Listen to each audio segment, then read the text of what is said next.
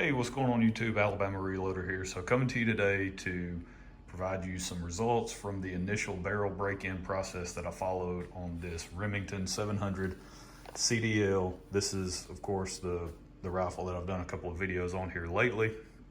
This is the post-bankruptcy model.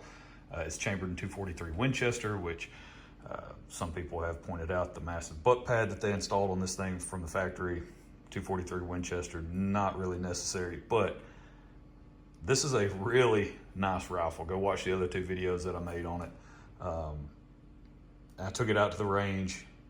This thing is really sweet. So I'm really hoping that this particular copy and the way it's performed initially will be a good indication of kind of where Remington is going right in the future with the overall quality of the firearms that they're putting out now post bankruptcy. So I topped it with a Leupold VX3 HD 2.5 to 8 power optic. So I've got that up there good to go. I will say one issue that I did have is the included little knob here on the throw lever. That's really the only issue that I had, was if I have it all the way at 8 magnification and I go to unload the gun, load another round in the chamber, I'm right-handed, so I'm grabbing with my right hand, running the bolt home. Well, of course, you have a tendency to hit that throw lever. So that part, I've got to work around that, but that's a minor inconvenience. Real quick, so the process that I followed is actually the one that's recommended by Howa. This is a process that I think I walk through in a separate video. If you'll go to my 308 playlist, I think that's where I have it. I found this process because I had purchased a Howa 1500 chambered in 308, and I wanted to follow a barrel break-in process. It's not something that I really ever did in the past, and of course, feel free to debate the validity of it and whether it actually does anything or doesn't do anything. You can debate that down in the comments, because the more interaction that this video gets, the better off it does, right? So you got to defeat the algorithm. Because it is kind of comical how some of my videos, I can see once they get posted whether or not they're approved for ad revenue, right? So I'll get a little green $sign or I'll get a yellow $sign. Yellow $sign means it's not approved for ad revenue. It's only like a small fraction percentage of what's allowed to be shown, or whatever, and approved for ad revenue. And then the green is wide open, and those are the videos that obviously you will actually be able to make money on. Well, of course, anytime I have a green $sign on a video, the performance of it is absolutely horrible. You get like 10 views in the first 24 hours, where I'll post another video and I'll get 500 views in 24 hours, but it's not one that is approved for ad revenue. So it's awesome how YouTube does that and throttles that back. But this process I show actually from the range, I believe, in that 308 video. So go check that out if you're interested, but you can just simply Google this. This is, you can just look up Howa barrel break-in process, and this should be the first thing that pops up. It's a PDF that you can open up. The one that I show in that other video actually has a lot more detail to it. I believe it's 2 pages. This is kind of more of a summarized version, but essentially what they recommend is a 20-shot break-in procedure. For the first 10 shots, what you're gonna do is, now of course you clean the rifle from the factory, right? So you'll run a couple wet patches through it, a couple dry patches through it, just kind of get everything out of the barrel that came with it from the factory, right? So clean it out. Once you do that, and the way I broke this in was I was using this stuff, Remington 95 grain tipped core lock, factory ammunition. You'll shoot the first shot, then you'll clean the barrel, and they have, in the 2-page process that I show on the 308 side, it actually tells you to use, which here, it tells you to use any type of bore cleaner with an ammonia content, and then that way you can remove fouling from the barrel. but they don't recommend using any type of abrasive, right? There's a lot of that stuff going around on videos now where people are like, hey, an abrasive with a brass brush, you're gonna absolutely damage your barrel, all this stuff. So a lot of people freaking out about that. Just don't use it and you'll be okay, right? That's the way I look at it. So what I like to use is Bortec. It's a Bortec brand bore cleaner, so I'll use that. And then in the 2-pager, they also reference using Windex glass cleaner, so just your standard Windex like you'd use around your house to clean your windows or whatever. What you do on that 2-page breakdown, they say what you do is you clean the barrel, so you shoot once, you clean the barrel with your bore cleaner, run a dry patch through it, and then you come back and you run a patch that is soaked in Windex down the barrel to remove oil and all that stuff from the barrel. Then you run a couple of dry patches and you do it that way, right? They don't spell it out that way in this process. They just say any type of bore cleaner with ammonia is recommended.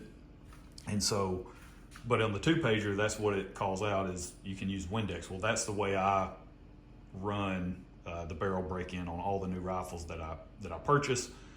And I can't say one way or the other whether it actually does anything or it doesn't, but I don't think it hurts anything. So I don't mind doing it. And so that's what you do for the first 10. You do 1 shot, then you clean, 1 shot, clean, 1 shot, clean.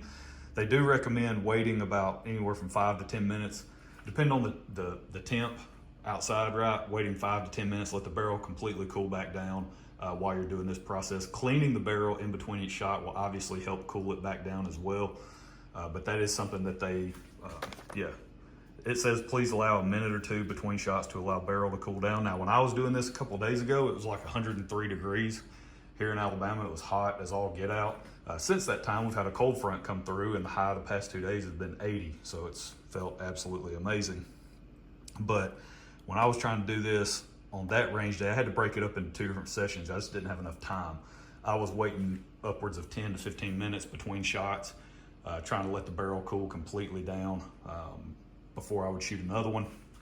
And the reason, so they tell you why, says the barrel must remain cool during the break-in process. If the barrel, or break-in procedure, if the barrel is allowed to heat up during the break-in, it will impede the steel's ability to develop a home registration point or memory.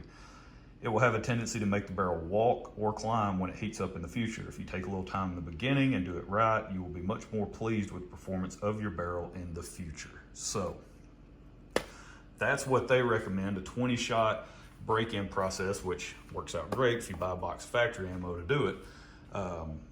And so I did 10 that way. So I did 1 shot clean, 1 shot clean, 1 shot clean, did 10 that way. And then they recommend coming back for the second round of 10 shots, you shoot twice, then you clean, twice, then you clean. So you just simply are shooting 2 shots each time for the next set of 10, right? And that gets you your 20 shots and your barrel's broken in, you're good to go. Well, I broke this down into 2 different days. I shot 7 rounds the first day, following this cleaning procedure. And so my point of aim was here. I bore sighted it, and my point of aim was here. Point of impact was high. That was the very first shot out of the rifle. And then from there, the next 6 grouped here. And now I will caveat all of this, that I didn't really care about holding as well as possible, right? I was not concerned with accuracy really at all. I did want to see decent accuracy out of this 95 grain bullet, because that's around the weight that I'm looking to shoot and load for this particular rifle. For the hunting load is either like a 90 or 95 grain bullet. So I was really hoping that they would shoot well, but it wasn't necessarily at the top of my list of concerns, right? I was more focused on following the break-in process and the fact that it was 100 degrees outside and I was dying. So that was the first day. Second day, I'd made a scope adjustment, came back, and then shot the next, however many shots that is, 1, 2, 3, 4, 5, 6, 7, 8, 9, 10. Shot the next 10, so that puts us up to 17. Same thing, same point of aim, right? Point of impact's a little bit lower now because I had adjusted too far down. So then I was able to complete this in the second range session.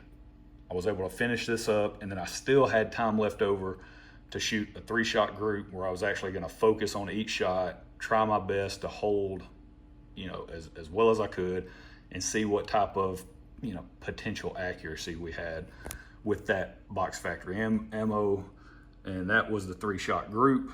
So of course, point of aim here, I hit just slightly low.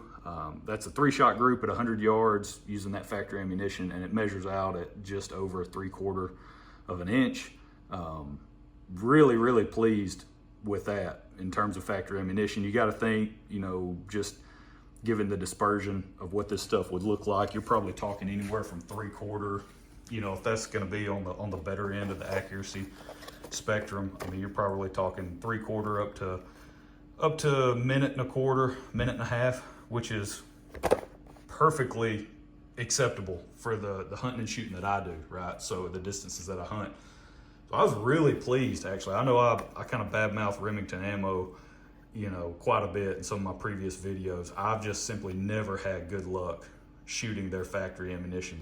The bullet is amazing. They really do make an awesome bullet. The problem is everything else that surrounds that bullet to get it down range, in my experience, has just been absolute garbage. Except this stuff right here was really good. So good job on that particular box. So really happy with the way that stuff shot. The break-in process went fine. I had to break it into a couple of days just because of how hot it was. But the rifle shot really well. Trigger pull was really nice on it. I've got it adjusted, I think so, like 3 pounds right now, I believe is what it's pulling consistently. Yeah, everything about it. I mean, just really pleasant to shoot. Obviously low recoil, 243 Winchester, but yeah, so really happy with how the break-in process went, that 3-shot group. If that's any indication of the type of performance we could achieve with this rifle, then I'm gonna say, hey, they're back in my experience, right? My one copy that I have to judge the new Remington. I would say they did a great job, knocked it out of the park. We'll see. Obviously, I'm gonna run a ton of hand loads through this thing.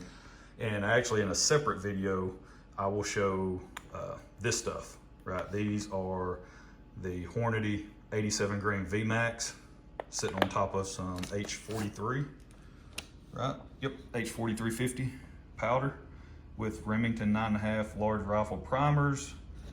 And there's the load data, 41 up to 42.2, jumping 3/10 each time. And now what I did was I loaded 25 in Hornady brass and 25 in Remington brass. This is once fired brass that I had sitting out in the building. So I just followed my normal resizing process, brass prep process. I go over all that in the other videos, so be interesting to see how this rifle likes this stuff right here. I'm hoping it does. 87 grains, I'd be fine with shooting that as well, but I'd really like to hang around that 90, 95 grain mark. I've showed in this other video that I'm referencing, I've got a ton of the Nosler ballistic tip 90 and 95 grain bullets, so I'm really hoping those shoot well out of this particular rifle. So that's it. That's where we're going to leave it. That was the break-in process. That's the process that I follow. It's not that labor intensive. It's not really anything too crazy. I mean, you just have a barrel, a bore cleaner, and then you can go and follow this process. So it's really not that much effort. If you're kind of maybe wondering about a barrel break-in process, or if you've never done one, I would highly recommend you at least follow this one. This is very easy to follow, very simple, something that's repeatable. No voodoo with it, right? It's just, this is what you do. You follow it. This step's 20 shots. So, you're not going out shooting 200 rounds, trying to break the thing in, and you're good to go. You shoot 20, you do some cleaning, and that's it, right? So this has been one that's been very easy to follow, and I've done this for several rifles now. Again, can't say whether or not it actually does anything, but I don't think it hurts. So that's what I did. All right, that's where we're gonna leave it. I do use the Pro Shot products.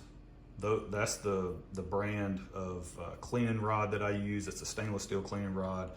And then I use Tipton Jags and Pro Shot cleaning patches.